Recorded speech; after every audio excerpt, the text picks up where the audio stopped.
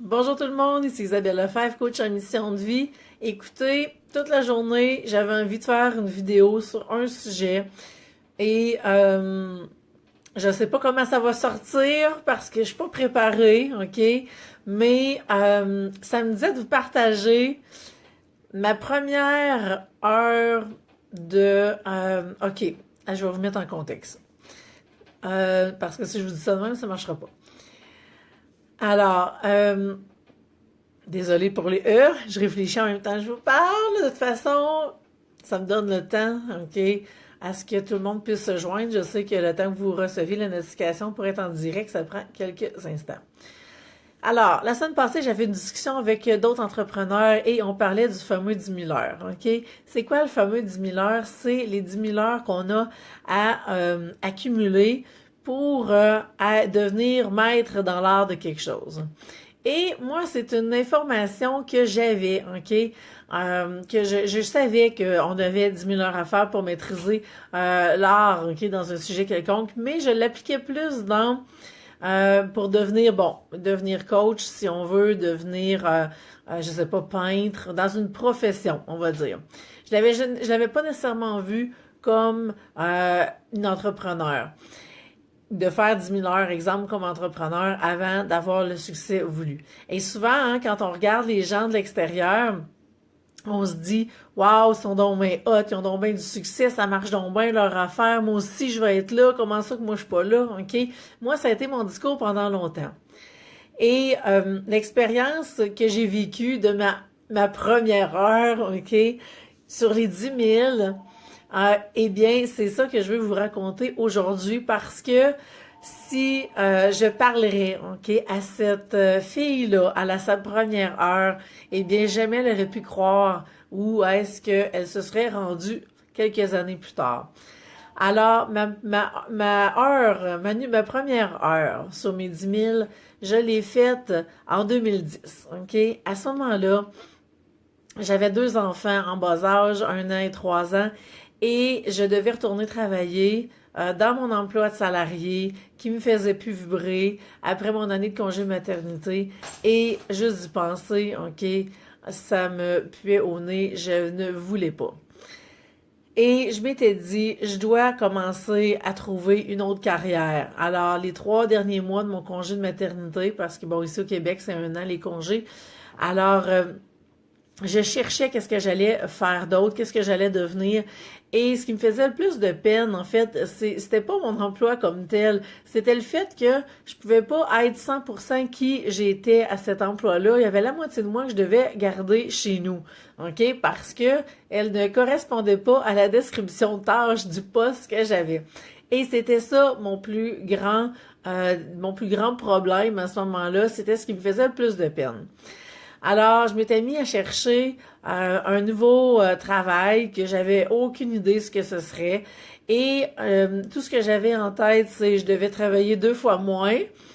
À ce moment-là, j'avais un travail de 4 jours semaine. Je devais travailler 2 fois moins, donc 2 jours semaine. Et je devais gagner 2 fois plus, OK? Et je devais servir au complet, ok, être vraiment qui je suis 100%. Donc, tout ce que je suis devait devenir l'outil pour aider les gens. Ça, c'était mes 3 critères, ok?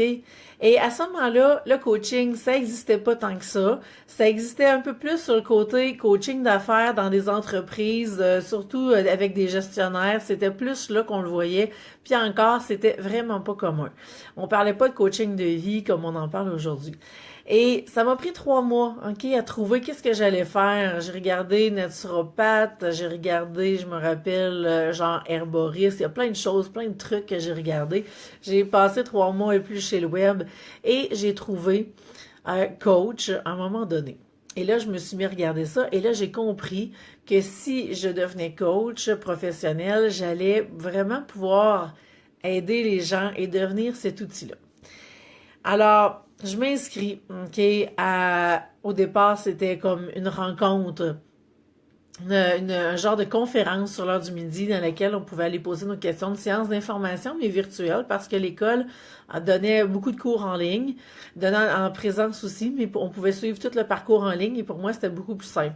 Alors, je m'inscris à ce midi-là et j'écoute tout ça, je fais «Wow, OK, ça correspond à ce que je veux». Mais mon idée du coaching n'était pas encore claire. Arrive le premier cours qui commence. Je me retrouve dans un groupe où est-ce que toutes les gens qui sont là savent c'est quoi le coaching. Moi, j'ai pas lu là-dessus du tout. Ça, la séance d'information m'a fait donner les infos que j'avais besoin. Mais quand je suis rentrée dans le vif du sujet, j'ai passé environ, je vous dirais, 2 mois où est-ce que j'ai vécu de l'anxiété, quasiment de la panique, ok? Je me demandais dans quoi je m'étais embarquée. Le groupe dans lequel j'étais, c'était des gens, j'étais la plus jeune. À ce moment-là, ben, ça fait 7 ans, donc j'avais début trentaine. Les gens avaient, la plus jeune va avoir début quarantaine, peut-être un peu plus.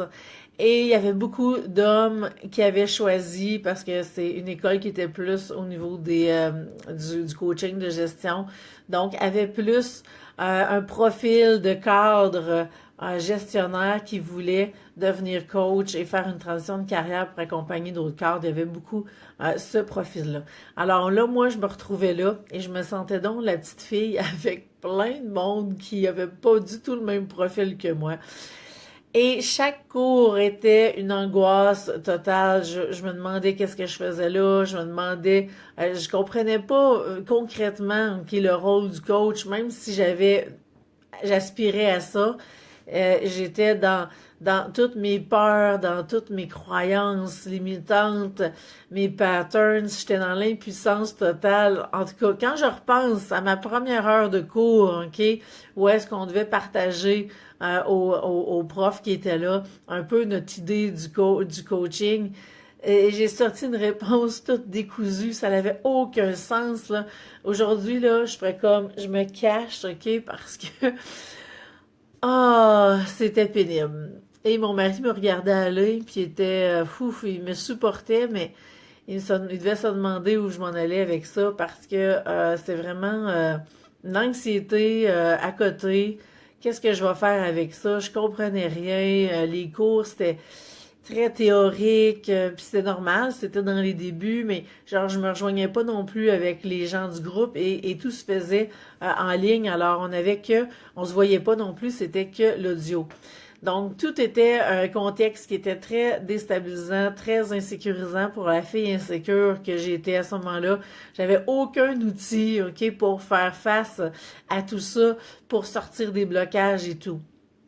Alors, ça a été ma première heure de coaching, de coaching de coach, ok, dans sa formation, dans ma formation.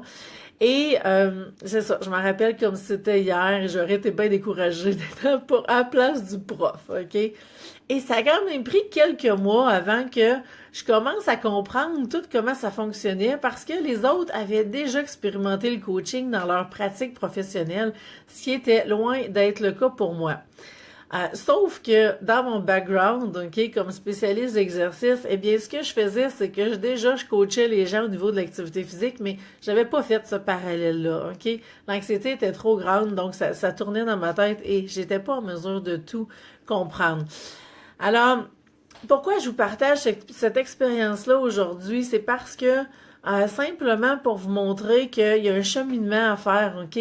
Et que les 10 000 heures, on va se retrouver à les faire d'une façon ou d'une autre. Et tant mieux, ok, si on croit qu'on n'a pas à faire les 10 000 heures, parce que moi, mon côté rebelle, ça ne tente pas de croire qu'on a 10 000 heures à faire. Par contre, ok, ce que je constate après 7 ans, dans tout mon parcours depuis la première heure de mon 10 000 heures, c'est que j'en ai mis des heures, ok?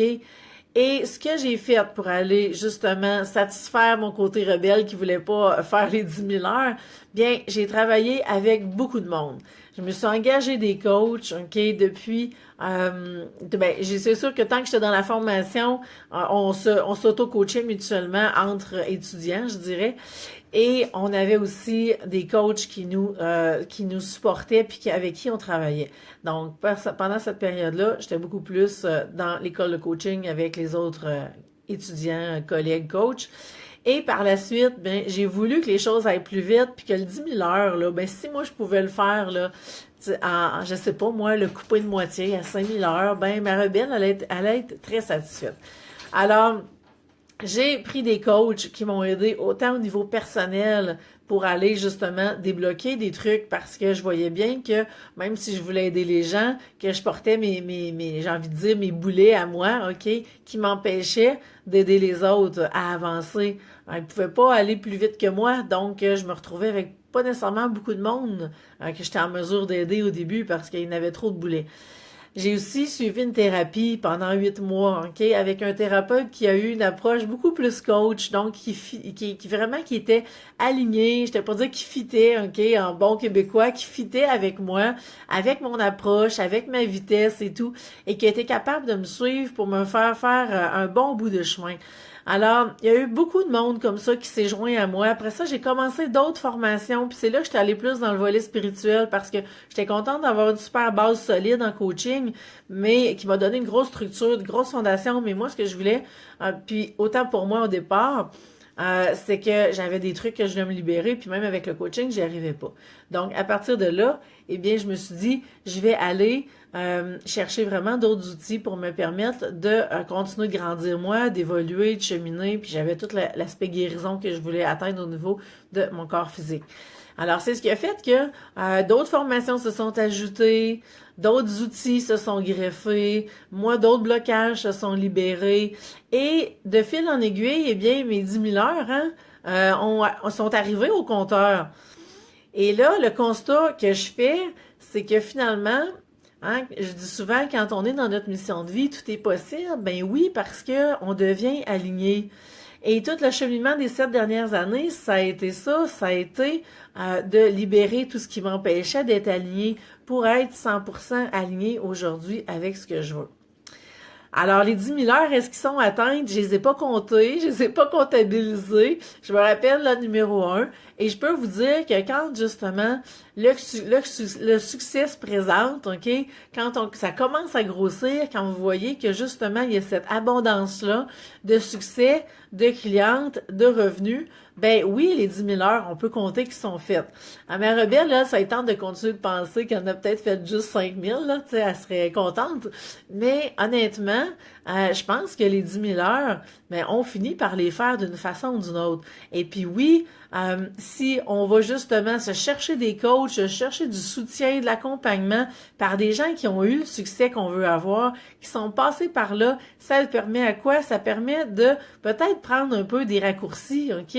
Puis d'aller dans des petits shortcuts qui nous permettent d'arriver plus vite. Par contre, ce qu'il y a à débloquer, si c'est pas débloqué, ben c'est sûr qu'on va devoir le débloquer d'une façon ou d'une autre. Alors, c'est pour ça que il va y avoir plusieurs personnes qui vont graviter autour, OK, de nous, puis autour du succès qu'on va mettre en place parce que chacun va apporter ce qui le rend unique, OK, son talent, pour justement nous permettre à nous d'être encore plus alignés. Alors, c'était l'histoire que j'avais envie de vous raconter en toute humilité, expérience que je raconte pas vraiment souvent, puis que ce matin, je me suis levée avec ça, de vous partager l'heure 1 de mes 10 000 heures, parce que le succès, ça arrive pas du jour au lendemain. Alors, même si vous voyez tout le monde, OK, qui a du succès autour de vous, puis que vous, dans votre entreprise, ça lève pas encore, ben c'est peut-être justement parce qu'il y a des blocages qui sont là et qui doivent être adressés, OK? Et un coup que vous libérez tout ça, vous allez être de plus en plus aligné avec vous et tout va suivre. Alors, ma conférence que j'ai faite le 28 avril, elle est encore disponible. Si vous ne l'avez pas vue, allez-y, OK? Je vais vous mettre le lien. Et si vous l'avez vue et que vous voulez aller plus loin, que vous êtes prête à passer à l'action, contactez-moi. Il me reste 3 places pour du coaching privé pour commencer dans les prochaines semaines, OK? Et on va pouvoir regarder ensemble avec les objectifs que vous voulez, avec les besoins que vous avez, comment je peux le mieux vous aider pour vous permettre de faire un pas de plus puis vous libérer de ces blocages-là pour que vous puissiez avancer dans vos 10 000 heures, OK? Et il faut pas voir ça comme une montagne parce que sinon on se rendra jamais là, mais vraiment de voir c'est quoi le prochain pas que vous pouvez faire pour aller libérer, OK? Aller enlever une couche de plus, OK? Pour que vous puissiez être vraiment de plus en plus aligné. Et donc, la conférence, encore disponible pour quelques jours. En fait, ce que j'ai envoyé par courriel dimanche à toutes celles qui sont inscrites à la conférence, eh bien, c'est que l'accès est disponible jusqu'à temps que mes 3 places soient comblées. OK? Alors, il y a de fortes chances que dans quelques jours, qu'elle ne soit plus disponible. Donc, profitez-en pendant que c'est là. Et puis, bien sûr, je vais vous envoyer un courriel 24 heures avant. Alors, pour les retardataires, vous saurez qu'il vous reste juste 24 heures avant que l'accès, qu'elle ne soit plus disponible. Alors, si vous êtes prête à passer à l'action, simplement m'envoyer un courriel ou je vais vous mettre le lien également pour remplir le formulaire pour l'appel découverte et France, mon adjointe, va s'assurer de faire le suivi avec vous pour que on puisse avoir un rendez-vous ensemble rapidement cette semaine. Alors, je pense que ça fait le tour de ce que j'avais à vous dire. J'ai pas eu de questions, puis bon, peut-être qu'il y en a eu, puis que mon Facebook, mon cellulaire me l'a pas dit. Ça arrive des fois. Mais c'était l'expérience que j'avais à vous partager aujourd'hui. Alors, je sais pas où vous êtes rendu dans votre 10 000 heures, mais ça va me faire plaisir de vous accompagner pour avancer là-dedans. Sur ce, je vous souhaite une bonne fin de journée. Bye bye.